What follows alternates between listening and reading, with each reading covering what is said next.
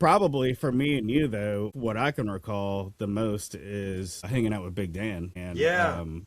I know he's no longer with us. Rest in Yeah, that was peace. But sad. yeah, but man, we were always hanging out with him, and I think he was his first. He was the first, I think, on the street to have his license. Yeah. And so we always like went to Six Flags or went to, oh man, I forget who we hung out with, but there was a couple girls that he was friends with that we ended up being friends with.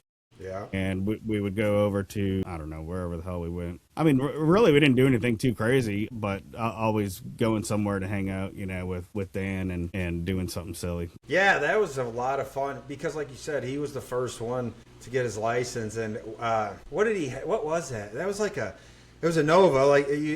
It Yeah. was like like a Well, 73 like hatchback or something, or what? yeah, what yeah. well, yeah. Like when I think of Nova, I think of this like badass classic car, Right. but it was more or less like a glorified Cavalier that he Right. had a stick shift on, and Or like a he would Gremlin, always yeah. he would like put the e-brake on and like try to burn rubber on it. You know? Right, it had like 60 horsepower, probably. Oh man, but his brother had a silver Civic. Do you remember that? Yeah, Mike, yeah.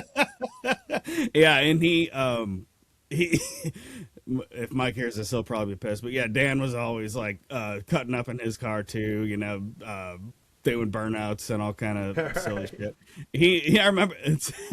All right, so I'm probably gonna get Dan in trouble, but yeah, he took Pat. His brother Pat had a S10. Do you remember that?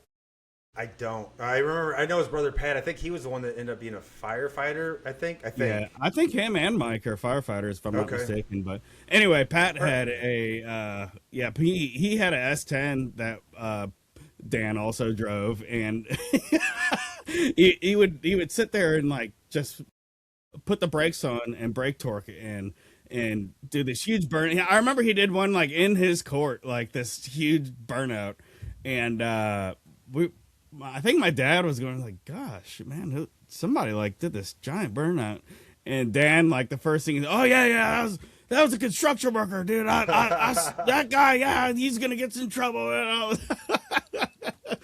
So yeah, he would always do something silly.